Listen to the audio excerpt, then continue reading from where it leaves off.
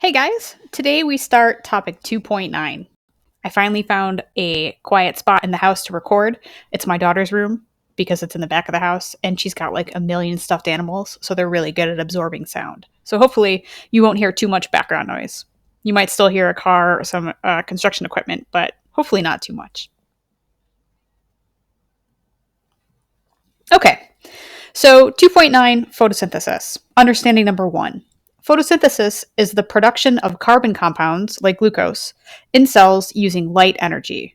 So the word photo means light, and synthesis means to create. So the word photosynthesis literally means the creation of energy compounds, right? Using light to create energy compounds.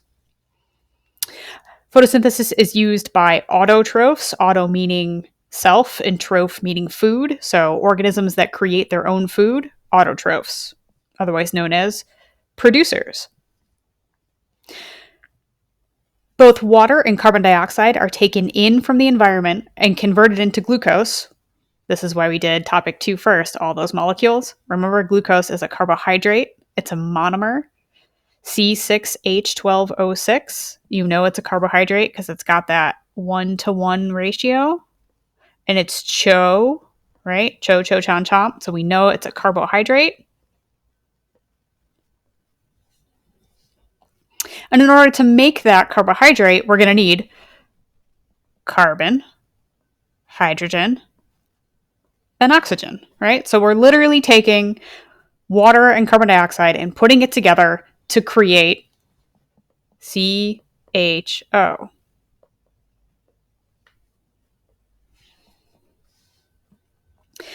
Energy comes from sunlight, and it's trapped in the chemical bonds between these molecules.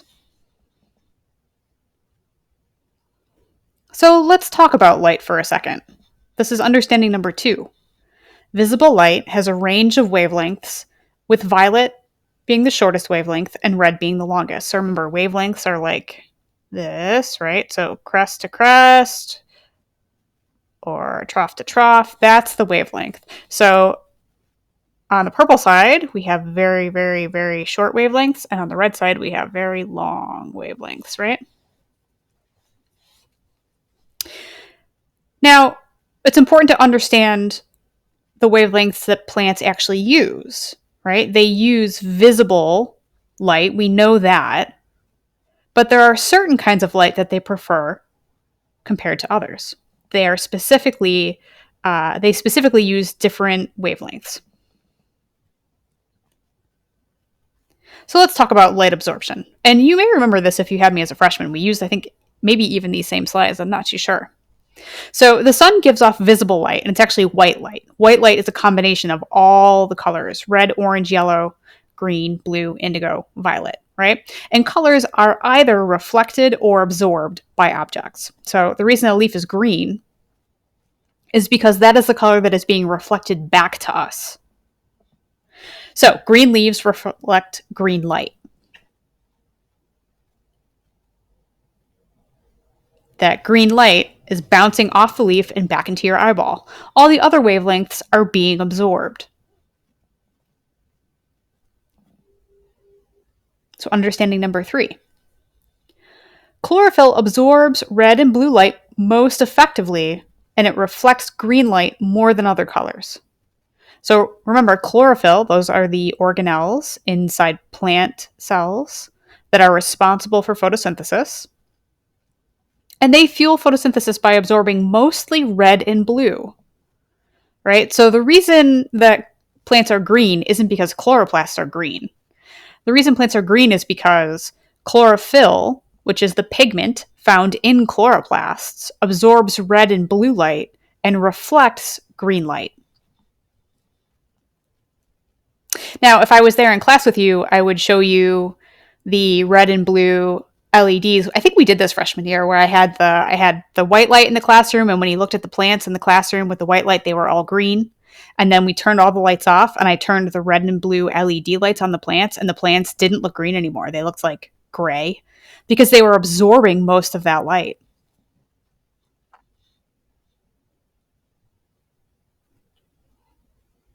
So if most plants have green leaves, that means they reflect green light and they absorb other colors. So let's take a look at this graph. On this graph, we have wavelength of light. So we have short wavelengths over here. So this is going to be violet.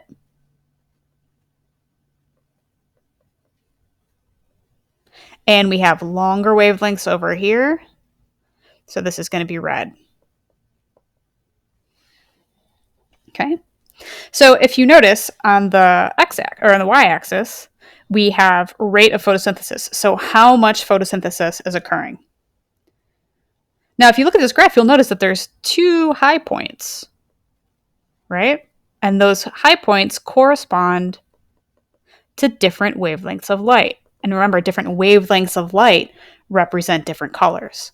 So if you had to guess what colors those were, what would you guess? Well, let's see. Blue and red. So most photosynthesis occurs when chlorophyll is absorbing blue and red light. And that's exactly why I had blue and red LEDs for the plants in the classroom, because those are the wavelengths of light that they use most for photosynthesis. And that's because they absorb those colors, they reflect others, particularly green.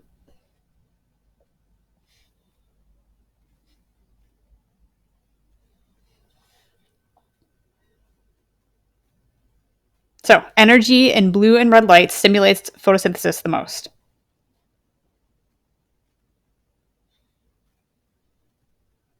There's green. Green is absorbed the least, meaning it's reflected the most, and that's what your eyeball sees.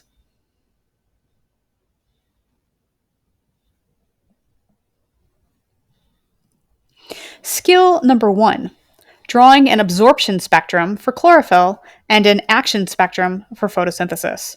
Now, we're going to do a lab a little bit later that deals with the different pigments, but it's important to understand what they are before I start telling you what absorption spectra are. So when we talk about chlorophyll in plants, we're talking about a pigment, and pigments are the things that absorb light, right? They absorb color. So when we talk about chlorophyll, there's not just one kind of chlorophyll, and there's not just one kind of pigments in plants. So you can think of plants that are other colors than green. I mean, think about all the different colors that you see in flowers, right? So all the different colors that you see in plants are created by different pigments. The most common pigments are chlorophyll A and chlorophyll B. Chlorophyll A is a darker green. So when you're looking at spinach or leaves that have a very dark green color, that's a lot of chlorophyll A. Leaves that might be brighter, like in grass, that's mostly chlorophyll B. Now, most plants have a mix of both chlorophyll A and B. It's not like they have one or the other. They usually have both. Other plants have pigments called carotenoids, and carotenoids tend to be a yellowy orange color. And there's more that we could talk about. There's hundreds of different pigments, but these are the three most common ones that you have to know. You should know chlorophyll, you should know chlorophyll A and B, and you should know carotenoids. And there's a couple other ones. There's a cyano one that's like a blue-purple color, but for now we're just going to focus on these. So on our x-axis, we have the wavelength of light again, just like before. And this is in nanometers. And you can see we have the blue end of the spectrum on the left and the red end of the spectrum on the right. And on the y-axis, we have the amount of light that's absorbed by these specific pigments.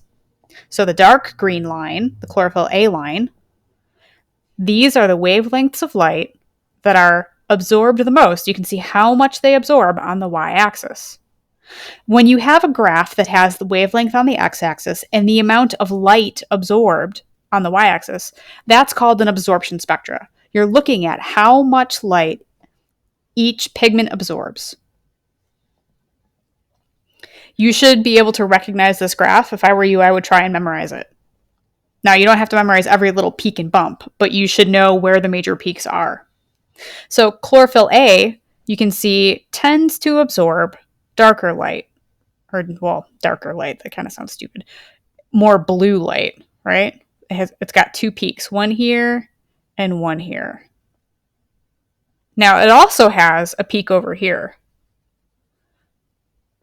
right? So if we're talking about chlorophyll A, this is going to absorb blue and red. Now, if we're talking about chlorophyll B, you can see the peak is a little bit later. So it's right about here. And that's more of a blue-green color.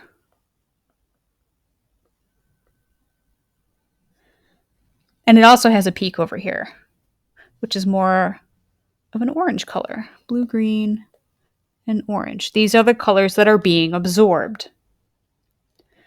And then you have carotenoids, and carotenoids have a couple of different peaks.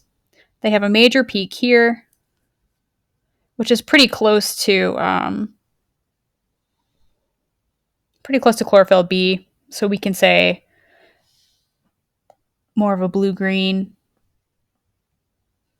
It has another peak here, which is even less. And then that's pretty much it. So instead of being vague and saying kind of blue and kind of red, or kind of blue-green and kind of orange, or kind of lighter blue-green, those are pretty subjective descriptions, right? So maybe we should go with something more like wavelengths, something that are more specific. Okay, so let's try that again. So for chlorophyll A, we would see peak absorption. Let's see, if this is 400 and this is 500, that means this is about 450, right? So let's say about 440 nanometers. So our peaks for chlorophyll A would be 440 nanometers. And let's see, we have another peak right here, right? So if this is 600 and that's 700, this would be about 650. So this is going to be, let's say 680. So peak absorption for chlorophyll A is going to be about 440 nanometers and about 680 nanometers for chlorophyll A. Now let's talk about chlorophyll B. We have a peak right at, what do you think, about 480? Let's say 480. 480 nanometers. And again, right over here at about 650.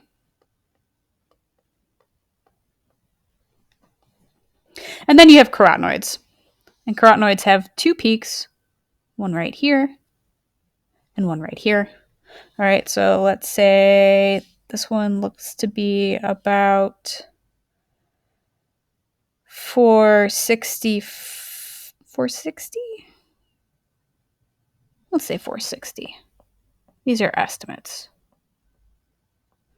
And our next one is going to be just over 500, so let's say like 510. So those are the peak wavelengths that are absorbed by these different types of pigments. Now, if you are a plant and you have all three of these pigments, that means you have a pretty wide range of peak absorption, right? You're going to be absorbing more of the blue spectrum and more of the orange and red spectrum. And what are you going to be reflecting? You're going to be reflecting all this light right here, all these colors, right? If you're not absorbing, you're reflecting. So this is why plants look green, because it's reflecting these colors right here. Okay, so this is a skill. You should be able to draw an absorption graph. And when I say draw, like you should be able to do, make sure you have units on your axis, and you don't have to do every little bump, but if you have something like chlorophyll A, chlorophyll, and then B peaks after, make sure you have the two smaller peaks over here and you label them. Something like that's probably fine. A little neater, of course.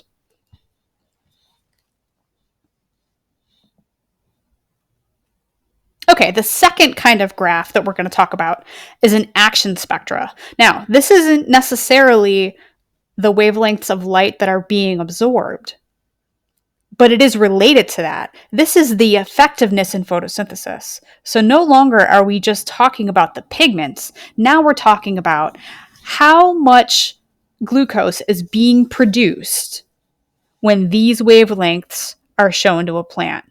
Okay, so how well do those pigments make use of the energy that they're absorbing?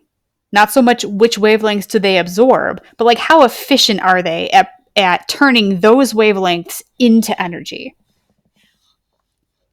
And again, you typically only see one line for action spectra because now we're not comparing individual pigments. Now we're talking about how efficient is the plant as a whole, right? So all those pigments combined, how much photosynthesis do you see? So let's take a look. We have that same x-axis. We have the wavelength of light. And we have a couple of peaks and a couple of troughs. So we have peaks right here, right at about 425 nanometers, right? We have a big trough right here. Big surprise. What wavelengths are we looking at? We're looking at greens. Remember, these are reflected. So it makes sense that there's not a lot of photosynthesis. If it's reflecting that light, it can't store the energy. That light is physically bouncing back off the leaf.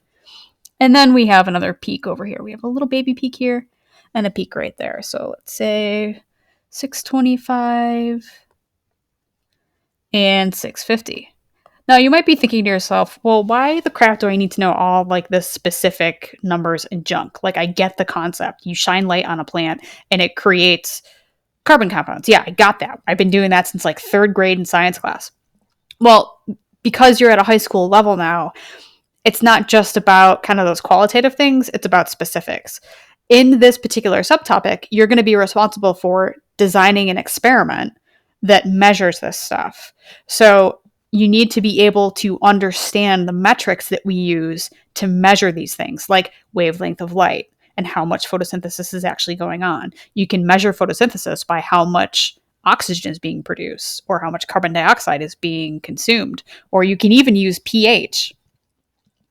The more alkaline something is, the more basic it is, right? The less hydrogen. I'm getting ahead of myself. So, in any case, it's time, and you are old enough now to start understanding the actual metrics that we use to measure these things. And the action spectra is a great way to do that.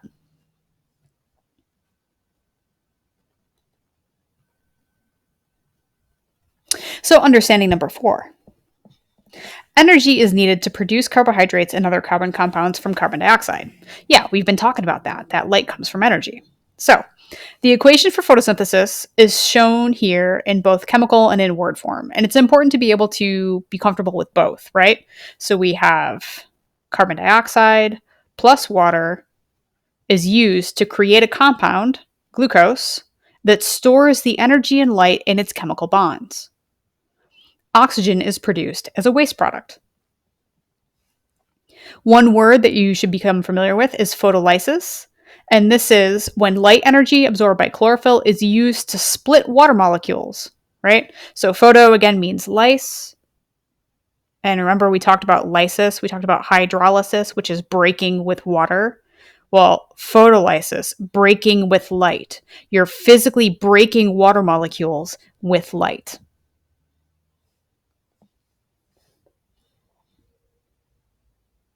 Now, it's also important to understand products versus reactants, right?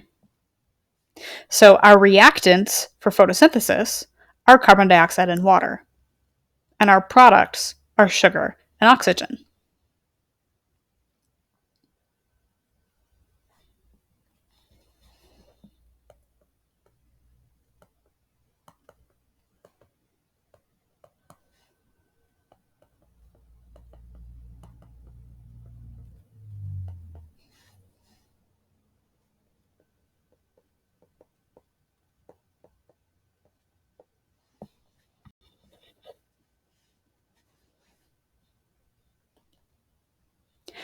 Okay, so let's get into the nitty-gritty. We talked about how photosynthesis requires carbon dioxide and it yields glucose as a product. Later, next topic, we'll talk about how that glucose is breaking down through the process of cellular respiration to produce ATP. But for now, let's just focus on the photosynthesis. So there's two major steps in photosynthesis. There's the light-dependent reactions, which are exactly what they sound like. They depend on light. And then there are the light-independent reactions or dark reactions, and we also call this the Calvin cycle for the guy that named it, or for the guy that discovered it. So it's important to understand that when we're talking about metabolism and we're talking about the chemistry of life, we know that there's chaos in the universe. And everything instinctually tells us that biology goes against that chaos, right? You have all this very orderly stuff that happens, which seems to go against chaos theory. Well, remember, metabolism is a series of predictable and controlled chemical experiments, and they happen in particular orders for a particular reason. So just like when you're following a recipe when you're baking a cake, you have to follow the steps in the right order, or you're not going to get something that tastes very good. The light-dependent and light-independent reactions in photosynthesis also happen in a specific order for a specific reason. If you'll notice, the reactants, right? The reactants in the second step are the products of the first step. So, light-dependent reactions happen first. The ingredients for your light-dependent reactions are light energy, water, ADP, and NADPH. Now, you might be like, I don't know what the crap ADP is, or NADP, or I don't remember for freshman year. These guys are energy carrier molecules. Their job is to carry energy. Okay? And I'm going to go through this step by step, and I'll show you what happens during each of these steps. Don't panic about the actual significant, tiny little details. As long as you can remember the reactants and the products and the order in which they happen, you'll be okay. So there's no panicking. It's calm. In fact, if you were in my freshman class, the level of information that you have to have is pretty similar to what I taught you then. The reason I taught you to that level then is because you were going to have to know that level now. So a lot of this is going to be a refresher. So we have our light-dependent reactions first. We're going to take light energy. We're going to use that energy to break apart water molecules, and we're going to create oxygen as a waste product, ATP, and NADPH. So you can see where the products come from. So the oxygen waste comes from the oxygen in the water that we use. This ADP molecule becomes ATP. This NADPH becomes NADPH. Where does that H come from? That H comes from the water, right? So you can see where everything comes from and where it goes. Now, the next step that's important is understanding that the products from the first step become the reactants for the second step. So we're going to bring that ATP down here and we're going to use it. We're going to bring that NADPH down here and we're going to use it. The second step is called the Calvin cycle, or the light-independent reactions. These are the dark reactions. You'll notice that there's no light energy created here, or used here. However, we are using carbon for the first time, because remember, we're trying to produce glucose. So we're going to use that carbon dioxide, we're going to use that ATP energy, and we're going to use that NADPH to go through a series of cyclical steps, that produce glucose and water. Okay, so this is just a summary slide that kind of explains the reactants and the products so that you have an idea of where we're going and what we're talking about. When you're studying, I advise you to look at this chart, because if you can recreate this chart on a scrap paper while you're taking your test, it's going to help you answer lots of questions about photosynthesis. Okay, so let's talk about this process. Photosynthesis defined. It's the process that converts energy into glucose. It's done by autotrophs. We already said that. It's an endergonic reaction. Think back to chemistry. Endergonic, meaning it takes in energy. It requires energy. You're storing energy. And our product is glucose and oxygen waste, which, if you're an animal, you are appreciative of, because otherwise you wouldn't be here.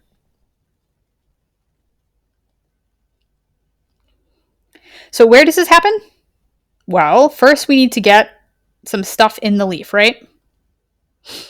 We've got carbon dioxide that's going to go in through those stomata on the undersides of the leaf.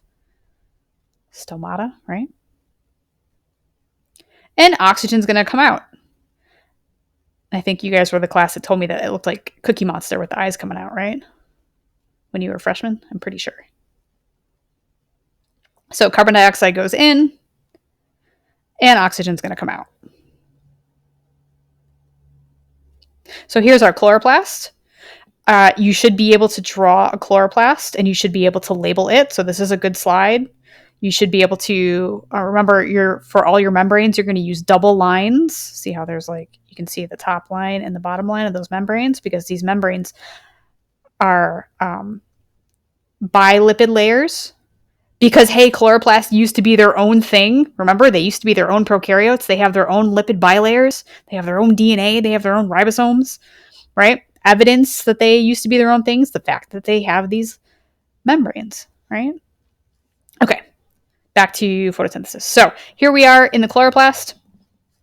We have these stacks, these thylakoid stacks. A group of stacks is called a granum, kind of like pancakes. And then fluid inside those thylakoids is called the lumen.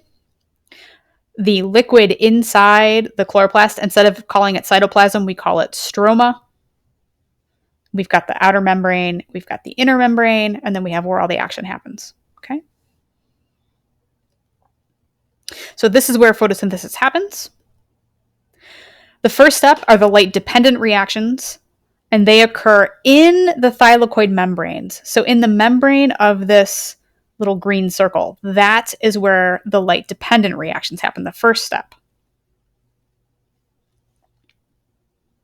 There's a stack of thylakoids called a granum. Now, here's the thylakoid. Here we have the membrane. This is the membrane of the thylakoid.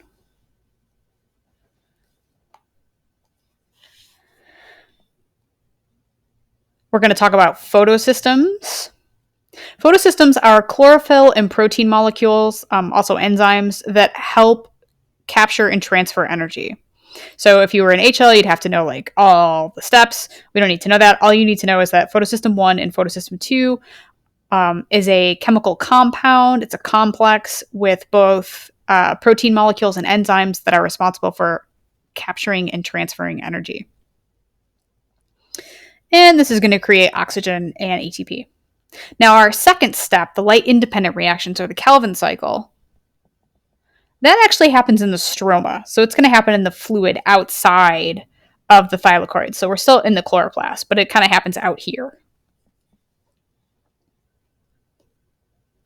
And that is where the glucose is actually created.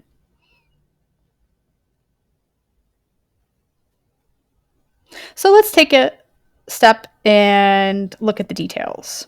We'll take a step in. So step number 1. Now these are the light-dependent reactions. Okay, step 1. There's chlorophyll in photosystem 2. It's going to absorb sunlight and excite some electrons.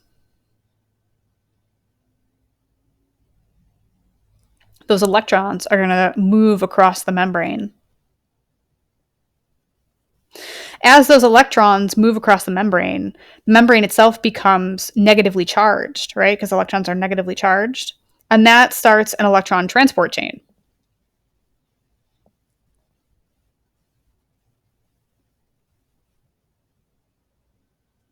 Those electrons are received at photosystem 1. Step 2. Because that membrane is negatively charged, It's going to attract positively charged hydrogen ions that are hanging out in the stroma. Those hydrogen ions come in to the thylakoid.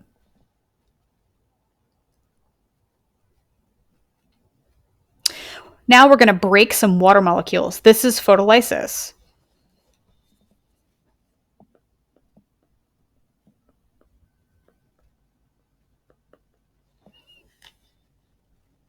There's water molecules in the thylakoid, and we're going to use energy to split those molecules apart to build up more hydrogen inside the thylakoid.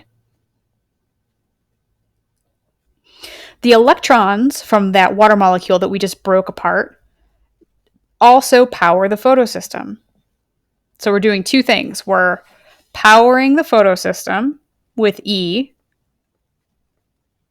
and we're building up a concentration gradient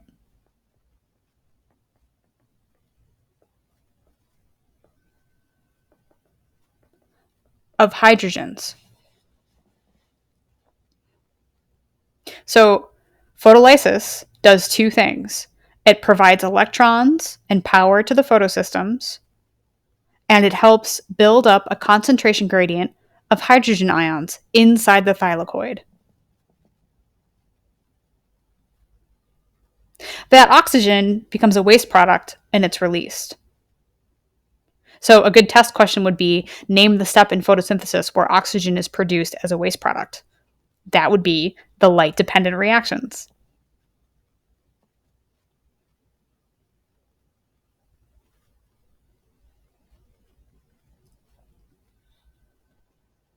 The next step is going to be more sunshine. Chlorophyll in photosystem 1 absorbs sunlight, and those electrons become excited. And it's going to keep transferring those electrons to ATP synthesis. So it's going to keep pumping them across the membrane.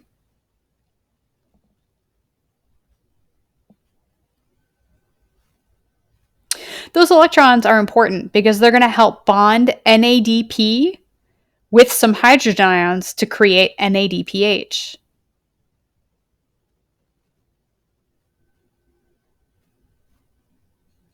Now, that NADPH is going to store those hydrogens because we're going to use them later. So as more time passes, more hydrogen ions begin to accumulate. Right? Because remember, we're building that concentration gradient.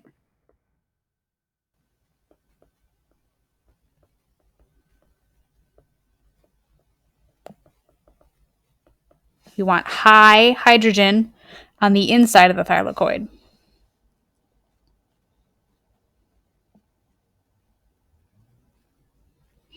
Now, because we have a high concentration, those hydrogen ions, they're going to diffuse into the stroma through ATP synthase. Now, ATP synthase, let's take that word for a minute and break it down. We know it's an enzyme because it ends in ASE, right? Enzymes end in ASE. Synthase means to create. So this is an enzyme that creates. What does it create? Well, let's see. It's called ATP synthase, right? So it's an enzyme that creates ATP. So as those hydrogen ions diffuse through that ATP synthase, which is also a channel protein, right? It's a channel protein that's an enzyme that builds stuff. You can think of it as like a windmill. So as instead of like, the windmills, or not a windmill, well, I guess windmill works too, or like, those, like in fairy tales, they have the grain mill where like the water wheel is by the river and the water pushes the water wheel and it powers like whatever the person's doing inside. This is exactly that same concept, like literally the same concept. As this hydrogen flows through that protein channel, it provides energy to bond ADP into ATP.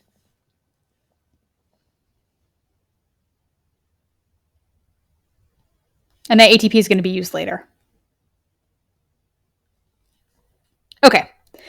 So, summary: oxygen, NADPH, and ATP are created. Now, oxygen is a waste product, right? But this NADPH and this ATP, we're going to use that later. So, those are important.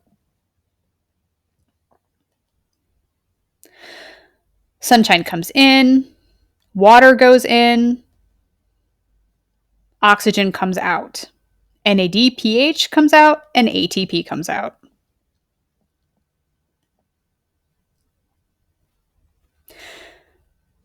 Now we're going to move to the next step.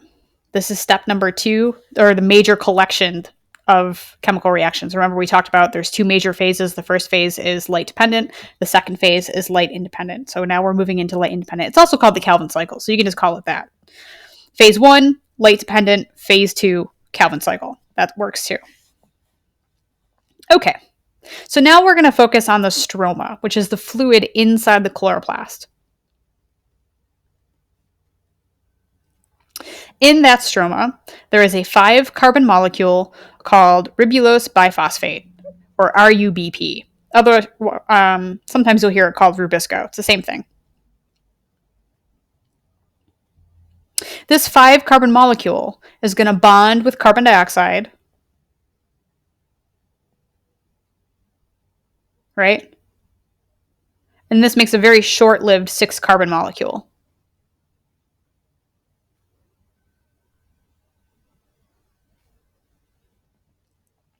Now, the ATP and the NADPH that we created in the light-dependent reactions, we're going to use those now. We're going to use the energy that's stored in those molecules. Remember, I kept calling them energy carriers. They store energy. So ATP stores energy between the last 2 P's, and NADPH stores energy between the P and the H. So when we break those bonds, those chemical bonds, it releases energy. Now we're going to use that energy to break apart this molecule. We're going to break that 6-carbon molecule into 2 3-carbon molecules. And that's called PGA, phosphoglycerate.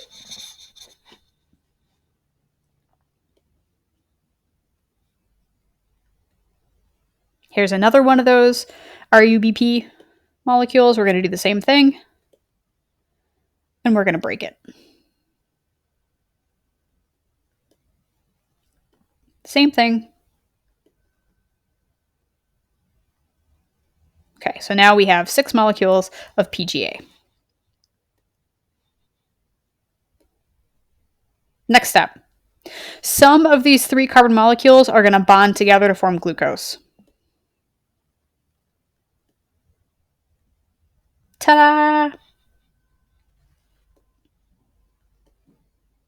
The other ones are going to recombine to make that 5-carbon molecule that we started with.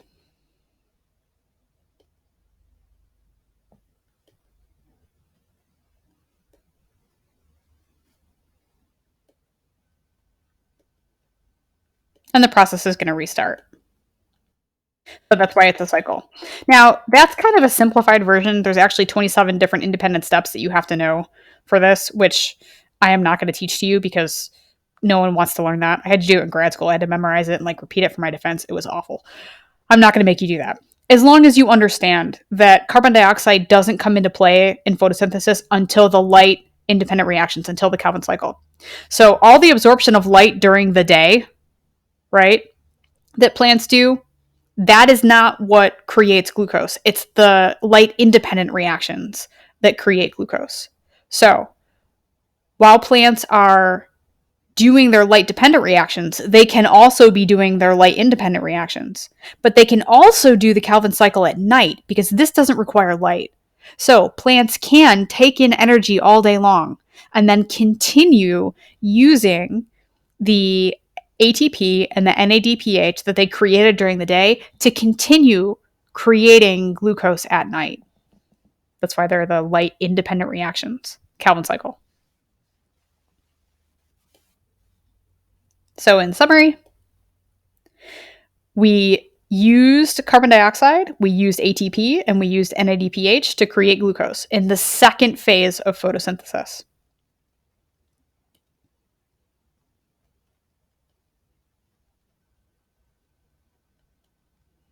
All right, so let's review.